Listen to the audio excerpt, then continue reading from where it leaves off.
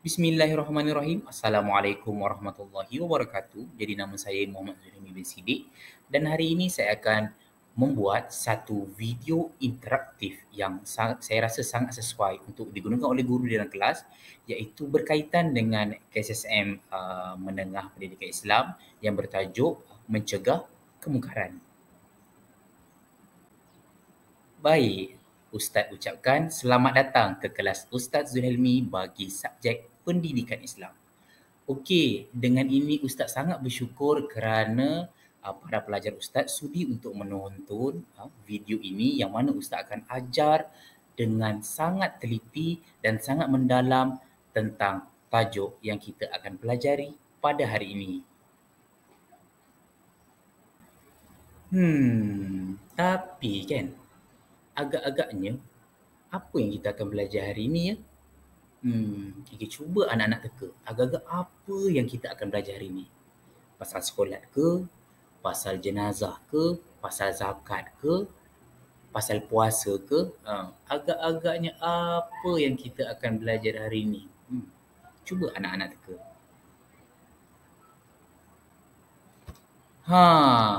Macam-macam Ustaz dengar tadi. Ada yang kata puasa, ada yang kata mandi jenazah, ada yang kata sirah. Jadi hari ini kita akan belajar tentang tajuk dalam bidang hadis, iaitu mungkar dicegah hidup berkat. Okey, sekarang Ustaz minta semua buka buku teks pada halaman 52 hingga 58. Mari kita tengok apa yang tersirat di sebalik kemungkaran dicegah namun hidup menjadi berkat. Baik, untuk yang pertama, apabila kita hendak mempelajari hadis, nak tak nak kita kena baca dulu matan ataupun teks hadis tu dengan betul. Kalau matan pun tak baca dengan betul, macam mana kita nak faham hadis tu dengan betul? Faham tak faham apa yang Ustaz cakap ni? Okey, sekarang Ustaz nak semua dengar apa yang Ustaz baca. Lepas ni kamu semua kena ikut dan Ustaz akan minta seorang untuk baca. Jangan lari. Baik, Ustaz akan baca. An Abi Sa'id Al-Khudri radhiyallahu anhu qala sami'tu Rasulullah sallallahu alaihi wasallam yaqul man ra'a minkum munkaran falyughayyirhu bi yadihi fa in lam yastati' fa bi lisanihi fa in lam yastati' fa bi qalbihi wa dhalika adhaful iman. Hadis riwayat Muslim. Jadi Ustaz nak semua baca ramai-ramai. Okey, bagus. Semua baca, sangat bagus. Sekarang Ustaz nak minta seorang untuk baca. Ustaz akan minta seorang untuk baca. Baik, tadi kita dah baca hadis itu dengan bacaan yang tepat, mengikut baris yang betul. Bagus, sangat Ustaz puji, sangat bagus. Tapi sekarang kita nak faham apa pula maksud bagi terjemahan ni. Baik, yang pertama, man ra'a minkum munkaran, maksud dia sesiapa dalam kalangan kamu melihat sesuatu kemungkaran, falyughayyirhu biyadihi, maka hendaklah dia mengubahnya dengan tangan. Fa in lam yastati' fa bilisani, sekiranya dia tak mampu, maka hendaklah dia mengubahnya dengan lidahnya. Fa in lam yastati' fa biqalbi, sekiranya dia tak mampu juga, maka hendaklah dia mengubahnya dengan hati. Wa dzalika adhaful iman, dan itulah selemah-lemah iman. Jadi kita dah faham sebenarnya hadis ini membawa 3 langkah untuk mengubah kemungkaran, mencegah kemungkaran. Yang pertama adalah mengubah dengan tangan, kedua dengan lisan, ketiga dengan hati. Dah faham ke belum? Baik, tadi kita dah baca hadis, dah faham hadis. Sekarang kita nak dengar apa ulama-ulama kita cakap pasal mencegah kemungkaran. Jom kita dengar.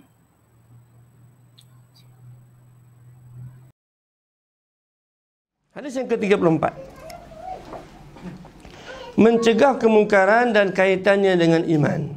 An Abi Sa'id Al-Khudri qala sami'tu Rasulullah sallallahu alaihi wasallam yaqul man ra'a minkum munkaran falyughayyirhu bi yadihi fa in lam yastati' fa bi lisanihi fa in lam yastati' fa bi qalbihi wa zalika adhaful iman. Rawahu Muslim.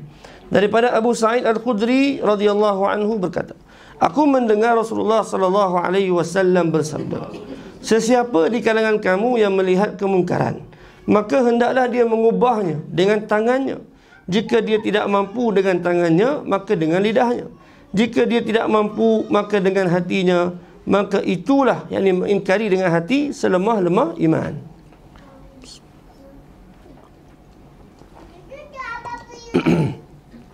Saya yakin hadis ni ramai yang kita biasa dengar. Dalam berdakwah, dalam melihat, apabila kita melihat sesuatu kemungkaran, maka tuntutannya ke atas kita ialah untuk kita melakukan sesuatu. Sama ada dengan tangan, dengan kuasa, ataupun dengan kita menegur secara lisan, ataupun sekurang-kurangnya kita merasa benci dengan maksiat yang sedang berlaku di hadapan kita. Kerana ada hadis yang lain menyebutkan bahawa apabila kita berada di suatu tempat yang berlakunya maksiat, sedang hati tidak merasa apa-apa dengan maksiat tersebut, kalau berlaku sesuatu, maka kita tergolong dalam golongan orang yang melakukan maksiat. Tetapi jika kita berada di tempat maksiat tersebut dan hati kita ni nak tegur dengan tangan tak ada kemampuan, kuasa pun tak ada, tapi hati melihat dengan perasaan yang sangat benci kepada maksiat tersebut, maka kita tidak dikira daripada orang yang melakukan maksiat tersebut. Maknanya selemah-lemah iman, hati mesti benci kepada maksiat. Hati mesti tolak perkara yang langgar perintah Allah Subhanahu Wa Taala. Kalau kita tengok Rasulullah dihina, Rasulullah dipermainkan, kita rasa tak ada apa, biarlah. Kebebasan bersuara kan. Masing-masing cakap, biarlah nak cakap. Hati tak nak rasa apa-apa, itu kena tepuk dada dan tanyalah iman kita. Maknanya melihat kemungkaran, mesti terdetik dalam hati akan kebencian terhadap kemungkaran tersebut. Tanda bahawa iman ada di dalam hati. Wallahu a'lam. Okey, baik, tadi kita dah dengar apa yang Ustaz cakapkan tentang mencegah kemungkaran. Mesti banyak poin-poin baik yang kita dah dapat. Dan Ustaz nak semua kena catat tau, nanti Ustaz nak dengar. Okey, sekarang ni kita akan faham hadis dengan kefahaman yang betul daripada sudut huraiannya, pemahamannya, perbincangannya, pecahan-pecahan perbahasannya. Sekarang jom kita dengar. Baik, sekarang Ustaz akan terangkan apa itu maksud kemungkaran daripada segi bahasa dan istilah. Okey, jom kita tengok bawah ni. Jadi daripada sudut bahasa ialah satu perbuatan atau perkataan yang dianggap buruk oleh akal yang sihat. Daripada sudut istilah pula, ia adalah perbuatan atau perkataan yang ditegah oleh syarak atau yang melanggar perintah Allah. Faham? Jadi kan, apa sebenarnya hukum kita mencegah kemungkaran ni? Wajib ke, harus ke, sunat ke, makruh ke, haram? Okey, jadi kita tengok bawah, hukum mencegah kemungkaran adalah wajib bagi setiap Muslim menangani kemungkaran mengikut kemampuan masing-masing. Kalau mampu buat guna tangan, guna tangan. Kalau guna percakapan, guna percakapan. Tapi kalau tak mampu, cukuplah sekadar kita membenci guna hati dan berdoa agar dia mendapat kebaikan.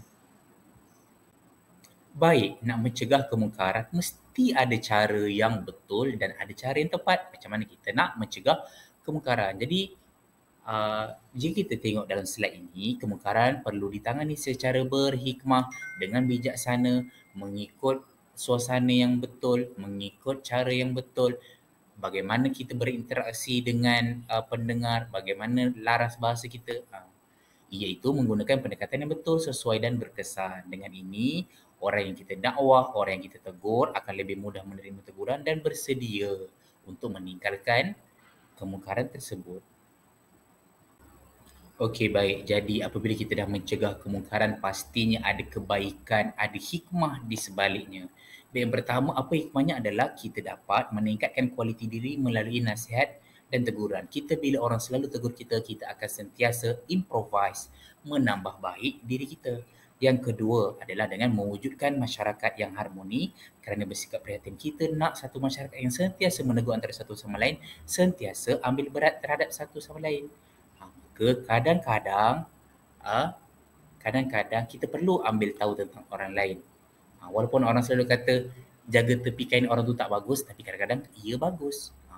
Yang ketiga adalah negara aman sejahtera kerana mendapat redha Allah. Jadi bila kita tegur orang membuat kebaikan, suruh buat kebaikan, tegur orang buat kemungkaran, maka ini akan mengundang keredaan Allah. Faham tak? Okey, sekarang ni dah penat dah kita belajar. Tadi kita dah belajar banyak pasal kemungkaran dan sekarang Ustaz nak ajak semua, jom kita main game. Kita main quiz nak? Siapa yang dapat jawab 6 soalan yang Ustaz bagi, dialah juaranya. Gitu. Nanti Ustaz akan bagi hadiah. Okey, jom kita mula. Okey, kamu semua sudah bersedia? Okey, siapa nak jawab, angkat tangan Ustaz akan pancarkan benda ni dekat skrin. Jadi siapa yang nak jawab, angkat je tangan. Nanti Ustaz akan pilih dan dia jawab. Okey, semua sedia? Ayuh, kita mula.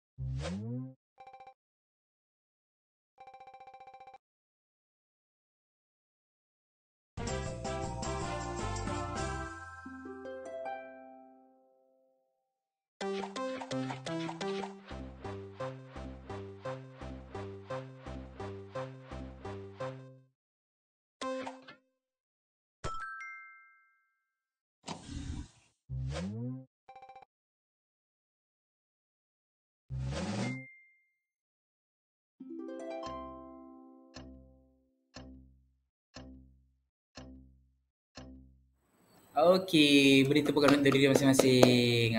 Ustaz ucapkan tahniah kepada semua kerana Ustaz nampak semua memberikan uh, respon dan maklum balas yang terbaik. Ustaz suka bila Ustaz nampak semua jawab. Jadi Ustaz ucapkan tahniah kerana bersama-sama dengan Ustaz untuk kita main game ni. Baik, jadi kesimpulannya, mencegah kemungkaran ni merupakan perkara yang sangat penting yang mana semua orang kena buat. Kalau dia mampu lebih, dia buat lebih. Kalau dia tak mampu buat lebih, dia buat sikit pun jadilah. Jadi Ustaz mengucapkan terima kasih sebab hadir kelas hari ini. Kita jumpa pada kelas yang akan datang. Ingat, kita sentiasa menjadi da'i yang mencegah kemungkaran.